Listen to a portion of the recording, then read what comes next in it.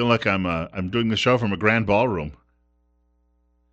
Glen Island Casino or something. 5 minutes now after 8 o'clock, and we're at 32 on News Radio 1310 KLIX and newsradio1310.com.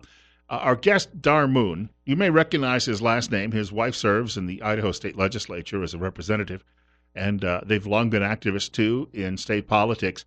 He, not long ago, launched a Facebook page which deals with a lot of issues and about federal land ownership and problems we've had with forest lands in Idaho, which some of this may be due to government policy. Bill Colley with you as well on News Radio 1310 KLIX and newsradio1310.com. We've got 32 on Magic Valley this morning. First of all, Mr. Moon, thank you for joining us today. Well, thanks, Bill, for having me. Delighted to be here. I saw something that you wrote, and it was posted on Facebook, but it was also a piece you wrote, and Redoubt News published it.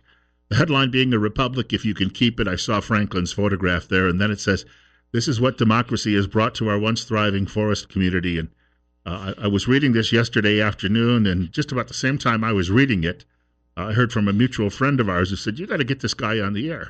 So, well, it is a sad story, and all we hear about is democracy. But democracy has loomed large over our little community up in Chalice and all the people up, and I'm talking particularly about the Salmon Chalice National Forest area. People from all over the United States have been able to successfully vote our rights away, and it's telling. Our communities are getting older and older with less and less opportunity, so young people can't come home. Who in their right mind would want to be a rancher today? You don't know what the future brings. Well, we do. I guess the future brings more and more regulation. I'm the last of the mining stock up there. I'm still a small miner, not getting rich, but getting healthy. And everybody else is gone. I mean, we are the last of the Mohicans, and I just dearly hate to see it go. My greatest and fondest memories are the people of the past that were strong and capable and kept a clean forest.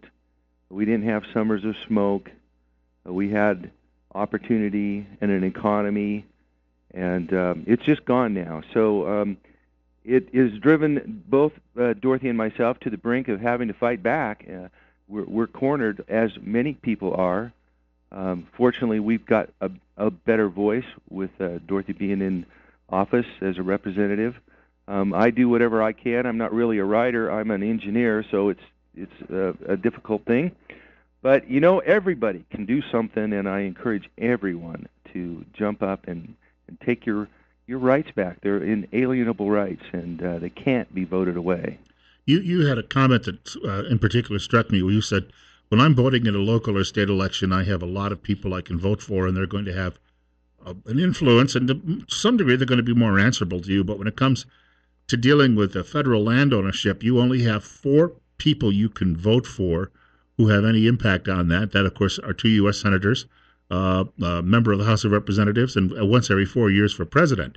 And so you've got all of these unelected bureaucrats who are essentially administering these lands, and you don't really have a lot of influence on people you vote for to try and bring some pressure to bear on the bureaucrats. Well, that's really it in a nutshell.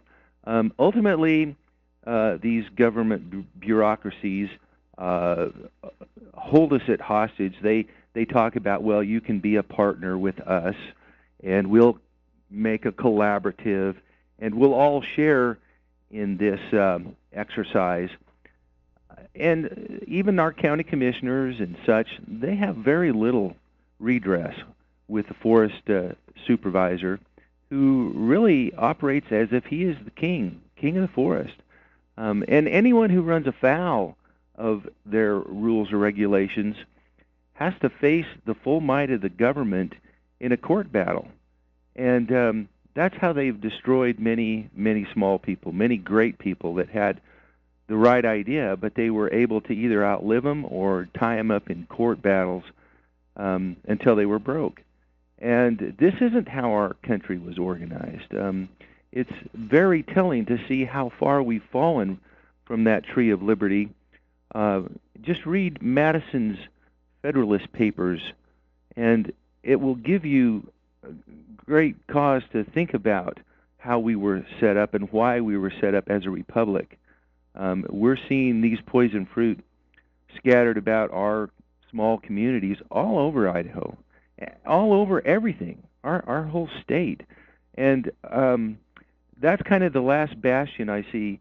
Our state leadership has to stand up and hold account these large government federal agencies, and I think they have that ability with the 10th Amendment and all sorts of things that the founders set up for us. But if we don't use it, we will lose it. Well, one thing that I've noted is that when we have various candidates running, at least on the state level, and I think all three Republicans who were running for governor last year, and I think that the five at one time Republicans who were running for lieutenant governor, they all gave lip service to the idea that we have to have more control in the state over these federal lands. But aside from just going to the federal government and saying, can you let us have more control, and then being told no, and then going back a year later saying, can we have more control, and then being told no, apparently there's not a lot we can do on the state level other than just say, well, we'd like to do this, but apparently it doesn't get anywhere. Well, there actually is some things that we can do, and we are gaining some ground on what's known as the Good Neighbor Authority. And that allows states to take over some portions of management of the forest for timber sales and harvesting of wood. And I think that is a line that we are trying to pursue here in the state. We do have tools. They're a little bit rusty. We need to sharpen them up a little bit and put them to work. But we're just not willing to sit back and let this wonderful experiment die. And I see it dying daily. So I'm here to encourage all of your listeners to get involved, because everybody can do something. We're launching a website called Idaho on Fire. It will be up soon, and we're going to have details where people can activate themselves and get involved. And I also have a Facebook page, Idaho on Fire. You can join that group and get further details. But we're not, we're called to action, and there are ways we can win this battle. And if not, we have nothing to give our children, and I am not going to be the last generation who falls afoul of what our founders gave to us. So that's the marching orders I'm talking about. I wanted to point out, folks who are just joining us, we are talking to Dar Moon, and we're talking about forest management and federal ownership of lands in Idaho and how that impacts us on the local level. We're at 33. It's 8:13 on News Radio 1310 KLIX and newsradio1310.com. Telephone number to reach the program is 208-736-0300. Bill Colley with you on Magic Valley this morning. Can you take some telephone calls? I know we have some people who probably like to chime in on this as well. And I will note, I don't know how long you can stick around with us, but apparently last night public TV ran a show on the Big Burn. I was seeing some of the comments this morning online, and a lot of people were not pleased with what they saw, but we'll get to the telephones first. Caller, you're up next. You're on the air with Dar Moon on KLIX. Go ahead. Thank you for having this fellow on there. Sure. What's the point, right, though? Let's get to the question or comment. Well, I'm against all this federal land. Now, I don't have any problem with the federal government administering scenic land, but there's a lot of land out here that can be developed and should be private land. Now, I know that saying that is anathema to a lot of the liberals, but for us to be shut off of these lands is wrong. It never was. Our system was never set up for the Soviet Union to own land. That's exactly what was happening in communist countries. Is the governments Right. owned all these lands. Well, I want to thank you for the call. He brings up a point, and when he says we could have more private ownership, I think we could see, at least if we did more logging and we did it in a manageable way, we could see an economic boom. You had referenced all of these young people who have to leave Idaho, and we want to keep them here. There's your answer, right? Oh, certainly. And I think our story is a fine example. I grew up in the mining. My dad and I worked up to Yankee Fork, and we were able to patent a mining claim. And that is essentially like a Homestead Act. If you prove there's enough valuable mineral on the mine, the government comes out and tests it, and you can earn the deed, the title to that property. We patented one of the last claims in 1983, and that's where I live. That's where I built my cabin. That's where my boys went to school, up in Stanley. That was part of the economic development, but that can no longer happen. That was one of the last mining claims ever patented in the United States, and I think that's terribly sad, especially when we look at the Custer-Lemhi area. We have some of the world's largest reserves of cobalt. Only two places in the world can mine cobalt. One of them is in Lemhi County. The other is in the Congo. We have some of the largest reserves of rare earth metals in the world on the Lemhi front, Lemhi Pass. The gold, the silver, the amount of valuable metal and mineral in Custer and Lemhi counties would probably pay off the national debt. Wow. But people are locking it up. They want to make it all wilderness. They want to deny the opportunity of people to earn a good living, and also give America the strategic metals that they need that are rare and not found anywhere else. And they're right there. So, we don't have to live on our knees. We are blessed with unbelievable fortunes. And all we have to do is do like the old timers did. Just go stake a claim and make it happen. And it's not a bad thing. I grew up in this area, and we never had smoke-filled summers. And this is all a consequence of environmental activism. And it's killing us, literally. And we've got to turn that back to better times and better days. And we know how to do it. We got a caller with us. I'll try to squeeze a call in. We got about 2 minutes before the break, and if it takes a little more time, we can respond to the caller after the break. But caller, you're up next with Darmood on KLIX. Go ahead. Well, this is the thing.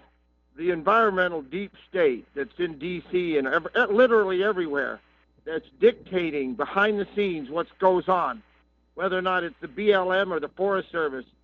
I've dealt with, ski, owners of ski areas, and the overreaching attitude of the Forest Service in some respects is so appalling that you say to yourself, what kind of people would do this to people, other people? These people live off of our tax dollars, and they're out of control, and evicting them from D.C., I don't know how you ever get rid of them. I'll hang up. I want to thank the caller. We've got about 40 seconds before the break. You can stick around, right? Talk a little bit longer? Sure, absolutely. I know you got a business to run, and I don't want to impact that. But in the 30 seconds or so, the caller, I think, he just echoes what so many of us are saying. And it's just, I think that overwhelmingly people are behind this. Well, Bill, this is the problem, and it really is why we need to be a republic, because we've allowed environmental groups from outside Idaho to come in and tell us how it's going to be. And they have great power. They've been able to successfully hijack money out of our tax dollars, from ratepayers, and use that against us. And, we don't have any philanthropical billionaire to help us out, or a huge community of taxpayers. It's all out of our pocket. So we've had to learn to be pretty lean and mean. And I'll tell you, we have some amazing people in our area that are pretty lean and mean, and we're fighting back. And I encourage everybody to join us. Well, hold on. We're going to take a short break. We've got more coming up with Darmoon on News Radio 1310 KLIX and News Radio 1310.com. 20 minutes after 8 o'clock, we're at 34. Bill Colley with you on Magic Valley this morning until 10 a.m. Our guest is Dar Moon. He's talking with us today about government ownership, federal government ownership of two-thirds of the land in the state of Idaho, and rules and regulations which prevent, of course, Idahoans from having many of the same economic opportunities people have elsewhere in the country. It's 34, it's 822 on News Radio 1310 KLIX and News Radio 1310.com. Bill Colley with you as well on Magic Valley this morning. And we had briefly touched on this earlier, and I'm somewhat of an amateur sleuth.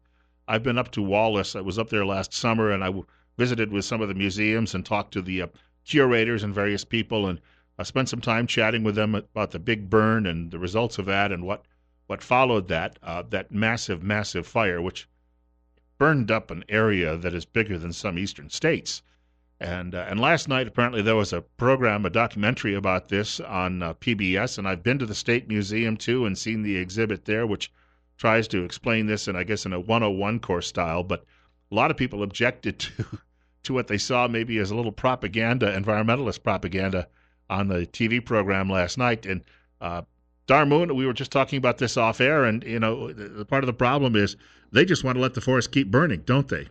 They do, and that's what the forest used to do pre-man. It would burn down until there was nothing to stop it, except the previous burn of, a quarter century of previous. And when we realized the great timber resources that we had and needed those resources, that's when the Forest Service was formed, because they had to deal with this on a regional basis. And from about 1906 till the 30s, the Forest Service worked to try to get fire under control, and that was through logging, building access roads, and just putting the doggone fires out. It's interesting reading some of the early history of Custer County and the fire lookouts and such. They had lookouts posted all over, and you can see handwritten notes that, Ranger Bob and two fellows went out to take the fire out. They took them 2 days to knock the fire down, and it cost $22.50. And that was an excerpt in from 1922.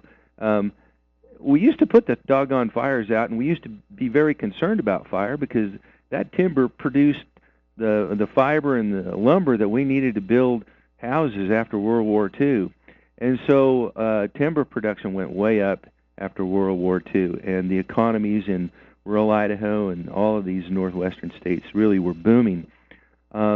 And then we saw this great land grab, FLIPMA in 1976 and other major land policies. We stopped really logging very much in the mid-'80s, and in about 20 years we started seeing fire again.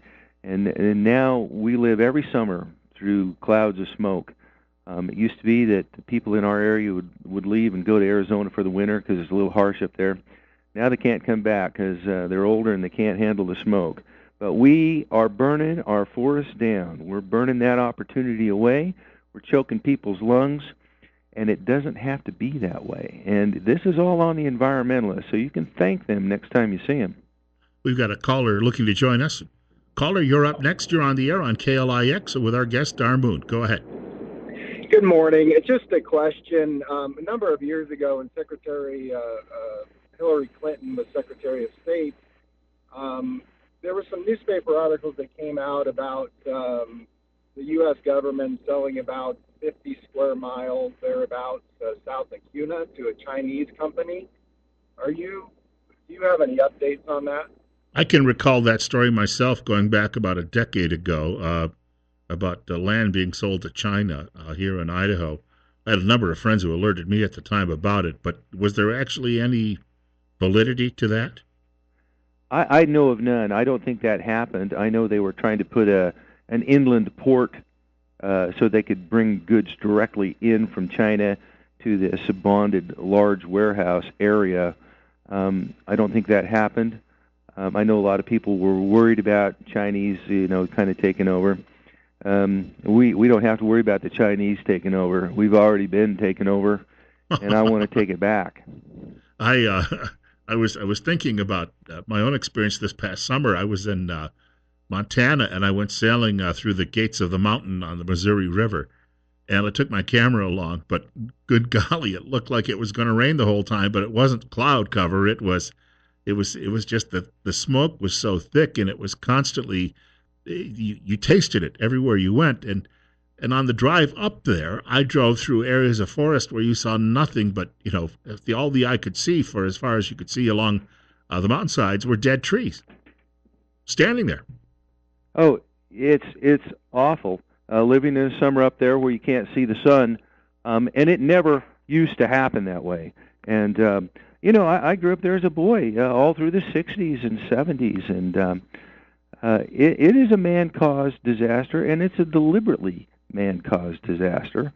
It's from people who pretend to be environmentalists, and they're not. They're just here to destroy our system, and you can see it with the left on every front. It's not just in the forest; it's in everything that surrounds us.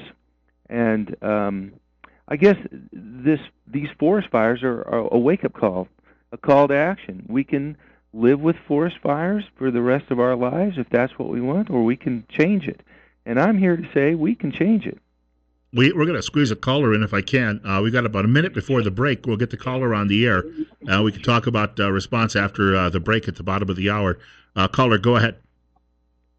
I hate to correct you guys, but according to our new fearless leader, Alexandria Ocasio-Cortez, these fires are necessary or the world's going to end in 12 years. You guys are aware of that, right? Anyways, I had to get that poke in this morning. Thank you. Well, I've already built my bunker, so I think I'm ready for the next 12 years. Well, what we'll do is we'll take a short break, and then we'll have more with Dar Moon on the way in just a moment. Talk a little bit more about the website, too, that he's launching. We're at 35. Bill Colley with you as well on News Radio 1310 KLIX and newsradio1310.com. I saw that story about Alexandria Ocasio-Cortez, and I chimed it up and said, all right, 2031. I got a lot of living to squeeze in before that day comes. So more ahead. Again, you're listening to News Radio 1310 KLIX. Dar Moon is our guest this morning, and we're having a conversation about federal ownership of 2/3 of the land in the state of Idaho and how that really harms the overall development in the state. And it's 8:34. We're going to call it 35. Bill Colley with you on News Radio 1310 KLIX, newsradio1310.com, and Magic Valley this morning. And we were having a conversation off air about how we're just overwhelmed in the federal government because some of these districts that they have in places like New York City, congressional districts, are maybe only a few blocks long. And California has 53 people in the House of Representatives. We've got 2. And if we're looking to balance this, question, I guess, is how do we fight back? What do we do? Well, we are a state. And as a state, we have rights. We have to reinstate federalism, where we go back to sharing power and jurisdiction. It's not just federal jurisdiction. And these jurisdictional boundaries need to be firm and well-defined. And that, again, is what Adam said. We have to limit our government and have it well-defined. And through jurisdictional boundaries that are created in a republic, that's how you do it. Right now, we suffer tyranny of the majority.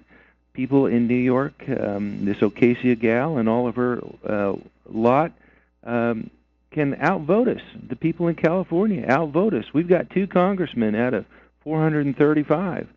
So we're not going very far. And one of our congressmen loves to, put wilderness together. The Boulder White Clouds is on Simpson. But fortunately, we do have Russ Fulcher, and he's on our side on this issue, and I know him well, and he's a great man, and I think we're going to have some help on that front. But 1 versus 435. So they've got to get together and work together. There's people now, congressmen in North California, who just had the Paradise Fire, who are leaning our way. They know what is happening.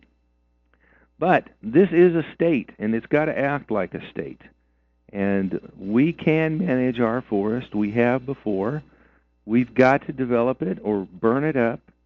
We've got to use our great resources. We're a mining state. We were long before an agricultural state. And all we have to do is have some determination, grow spine, Make it happen. Run it up the flagpole, and use the foundational tools that we were given to do this, and they're there. Referencing the website you'll be launching soon, I think the website itself will be a way for people to get themselves involved. And again, what's going to be the name of that, and where would people find it? Well, it is Idaho on Fire, and there's a little bit of a double entendre there. I'm on fire, and the state's on fire, and I want you to light up your opportunity here and get involved. You can get involved and join our Idaho on Fire Facebook group. We need numbers. We need the kind of numbers that we can have a voice. We've got to outbid them in this democracy game. And when we have enough voices, we'll have more power, but we're ultimately probably going to have to fight these guys in court. And so I'm hoping that through our numbers and through our associations and that we might be able to gain the kind of resources to pick a battle that we can win.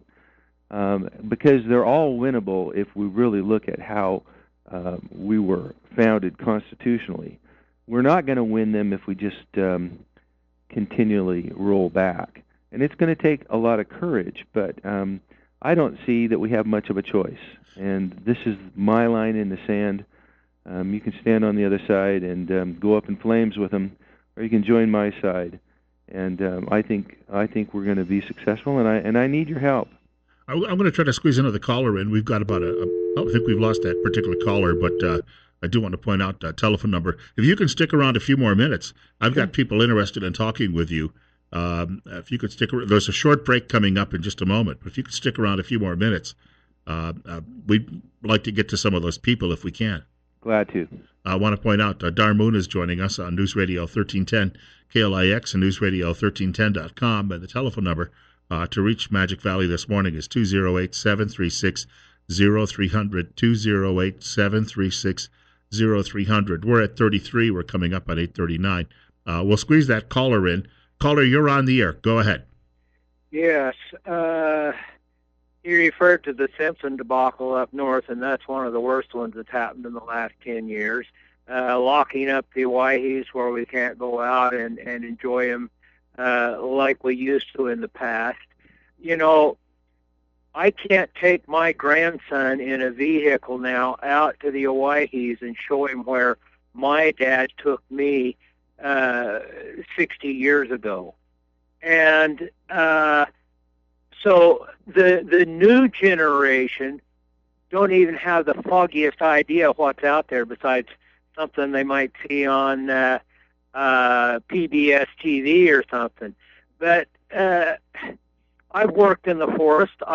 I graze cows on range, and the government politics, the United States government politics, is just outrageous. They keep tying our hands here, there, somewhere else. We'll get back to that in just a moment. I want to thank the caller for chiming in, and we'll get back to Darmoon and his response.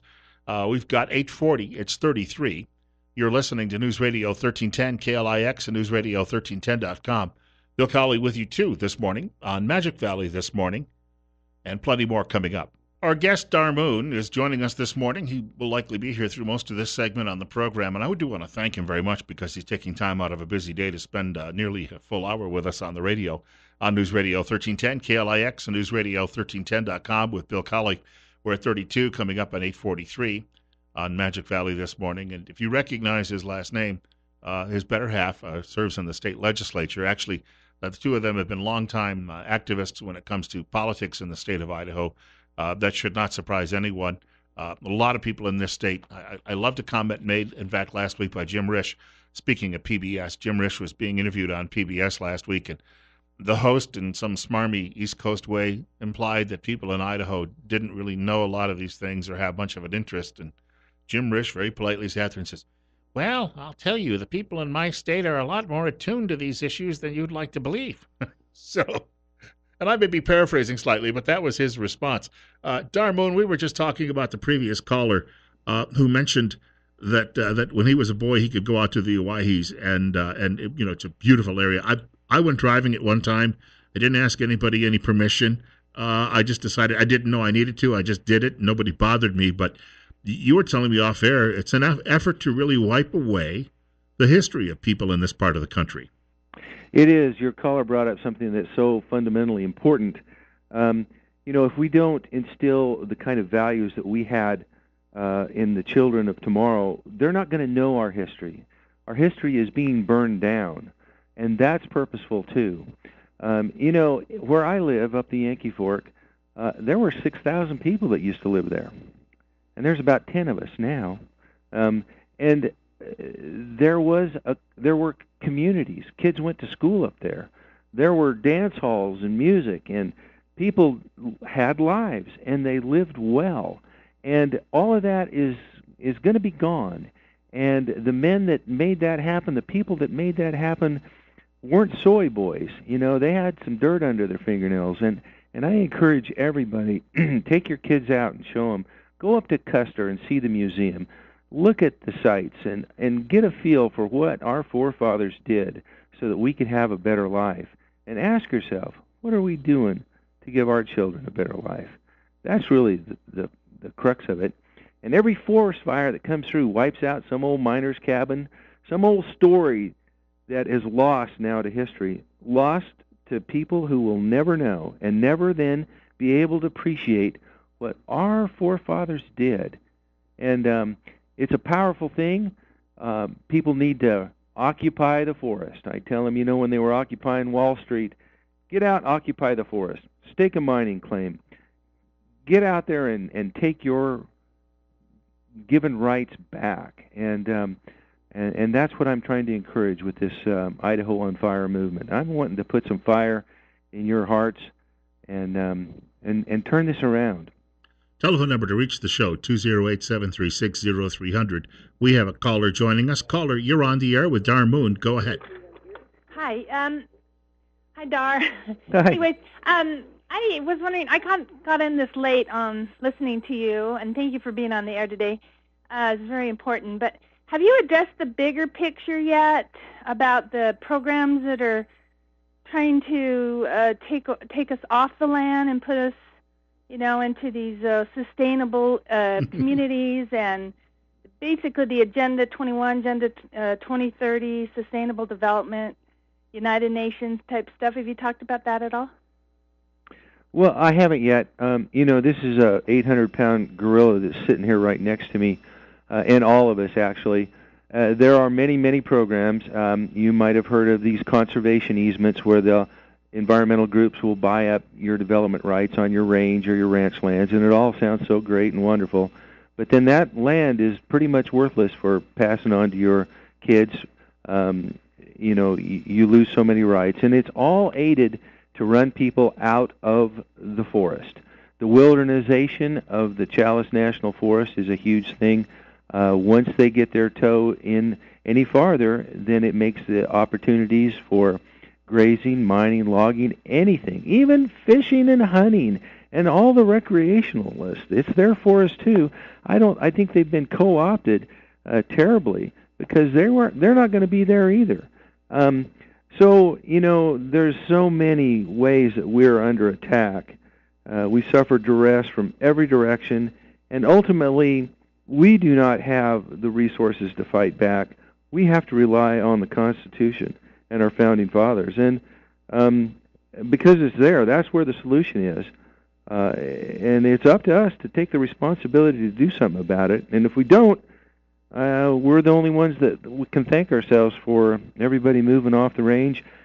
Iconically, the American cowboy is probably the most beloved, known character outside of the United States, and they love the cowboy scene because he, took on the land, and it's a very powerful idea that you can have control of your determination, self-determination.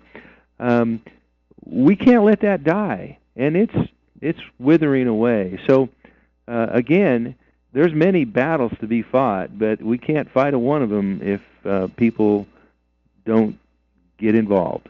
I have, in my family, 3 out of 4 grandparents have ancestry either rooted in Ireland or in Scotland, And the reason they ended up in North America was because of generally land clearances. Somebody came along and said, well, his lordship is a good friend of the king.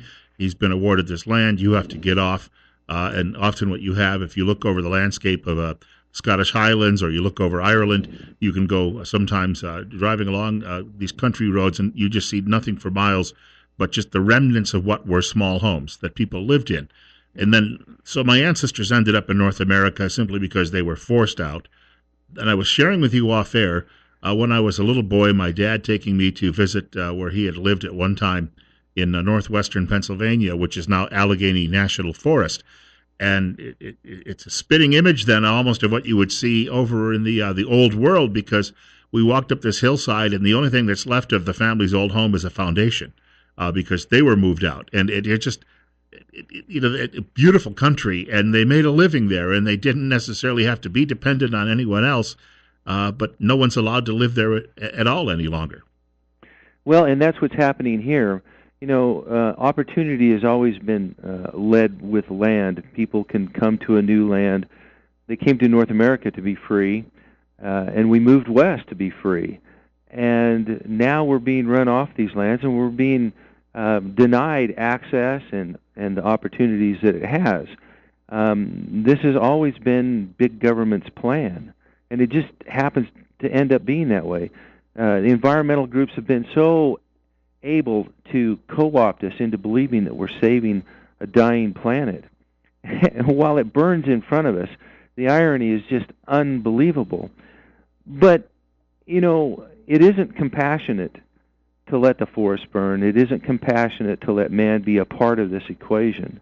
And I think they've so been able to effectively guilt us into a corner that we think because we can drive around in a Prius and live in the big city that we must give back.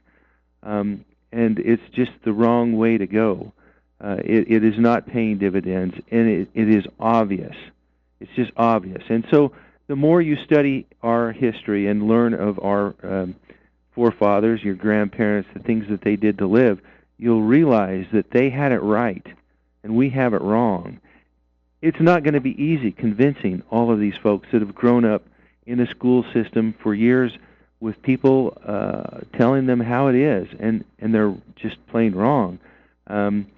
We got to jump off of that train, and we got to jump off of it right now. I think a lot of people have the spirit to do it. They just don't know where to turn. And so let's work together to make this happen. I think it is something that can catch on fire, and I hope it does. We have another caller joining us. Caller, you're up next. You're on KLIX with Dar Moon. Go ahead. Yes, Mr. Moon, I don't know your age or anything, but are you an older gentleman or a younger gentleman? Well, I'm 60 years old, so I'm kind of getting to be an older gentleman. All right. So maybe it was your dad. Is your dad named Darrell? Yes, it is. Okay. My father and your father were friends, and my father was a donator to the Yankee Fork mine. And one of my most fondest memories is going to old Miners Hotel and walking in the daytime through the cabins and reading what they used as wallpaper was newspaper. And as you look at the layers coming through there, you could see the time of history pass.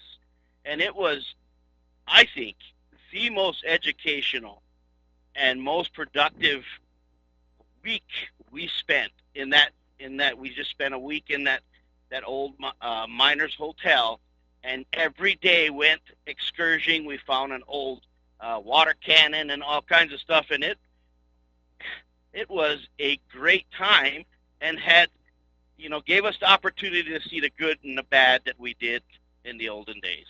I want to thank the caller for chiming in. That's a great story.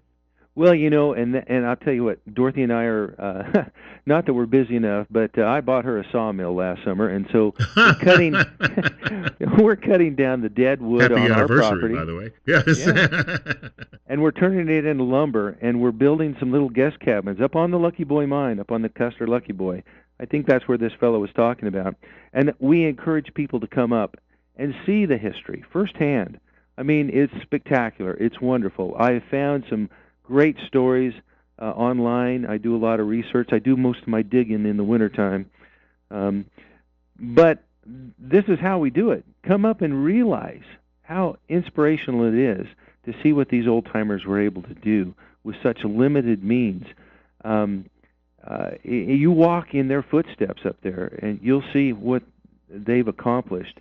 And all in all, I tell we're not getting rich being gold miners, but we're getting healthy and we're living a wonderful life. You got to have a little dirt under your fingernails to be happy, and this is something that younger generations are deprived of. Yeah, I am turning into an old man, and I don't want to leave seeing it end up so that kids can enjoy the kind of life I've had, living a free life, and appreciating what has been given to us, and understanding how it all happened. So come to the Yankee Fork, go visit the dredge, go to the Custer Museum, come up and see us. We love to show people around. We'll take. I think we've got time for one last caller. Caller, you're up next. You're on the air on KLIX. Well, forgive me, I'm calling back, but I got a point to make. The Magic Mountain Lodge is on the historical register, and when they had windows broken last year by vandals, they got in trouble for changing the windows. But you see these old miner cabins that are burnt to the ground that are just as historical, just as important. And the Forest Service doesn't give a you-know-what about them, but they're overreaching over here with the owner of Magic Mountain. I'll hang up. Thank him for the call. And yeah, he's got a good point. Well, our history is burning away in front of us, and it's a wonderful history. It's a very rich history. The environmental groups, the Forest Service, would like you to think that there's been nobody up here in these wilderness areas. I'm also a surveyor, so I survey through that country quite a bit, and often takes you on the beaten path, off the beaten path, and you'll stumble across an old miner's cabin, and you'll see his little diggings, and you gain appreciation for how these people lived, where they lived, how they survived in the wilds, and it's no easy trip. But that's all going away. It's all going to be locked up in the wilderness. And if you go and trespass, you're going to be, singing a song in Sing Sing.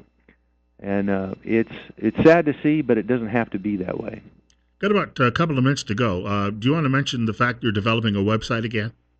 Yes, it's aptly called Idaho on Fire. We hope to have it up soon, within a couple of weeks. We are going to have action items for things that people can do. And you can do a lot more than you think. I didn't think I could write anything. I write articles now. I got my wife in the legislature. Thank goodness I got the little woman a job, bringing in the big dollars there, But everybody can do something.